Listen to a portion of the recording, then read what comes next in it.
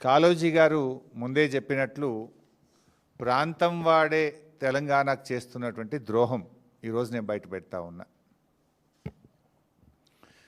దేశ రాజధాని ఢిల్లీ కేంద్రంగా తెలంగాణకు జరగబోతున్నటువంటి ద్రోహాన్ని పసిగట్టి బయటపెట్టి దాన్ని నివారించేటువంటి ప్రయత్నం చేస్తూ ఉన్నాం. ఒకవేళ ఆ తప్పు జరిగితే తెలంగాణ నీటి చరిత్రలో ఈరోజు ఒక బ్లాక్ డేగా నిలిచిపోతుంది. గోదావరి జలాల అక్రమ తరలింపు విషయంలో బీఆర్ఎస్ పార్టీ మొదటి నుంచి కూడా ఈ రాష్ట్ర ప్రభుత్వాన్ని అప్రమత్తం చేస్తూనే వస్తుంది. మీకు కూడా తెలుసు, నేను గతంలో కూడా డాక్యుమెంట్స్ కూడా బయట పెట్టాను. ఎందుకు అంటే మేము మాట్లాడు బ్యాక్ డేట్లో ఉత్తరాలు పంపుడు, ఇవన్నీ మీకు గతంలో కూడా పంపిన.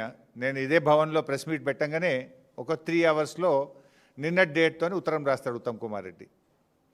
మాకేమో స్టేట్ ఇంట్రెస్ట్ కనుక వాళ్ళకు పట్టింపు లేదు. మేము పదే పదే ఆ విషయాలు బయట పెడుతూ రాష్ట్ర ప్రభుత్వాన్ని మేము అప్రమత్తం చేస్తుంటే ఇంకేదో ఫేస్ సేవింగ్ కోసం బ్యాక్ డేట్లు వేసి నా ప్రెస్ మీట్ అయినాక 5 గంటలకు 3 గంటలకో 4 గంటల తర్వాత ఇన్ని ప్రెస్ నోట్లు లెటర్లు కేంద్ర ప్రభుత్వానికి రాష్ట్రం రాసింది. డాక్యుమెంట్స్ కూడా అన్నీ నేను రిలీజ్ చేస్తున్నాను.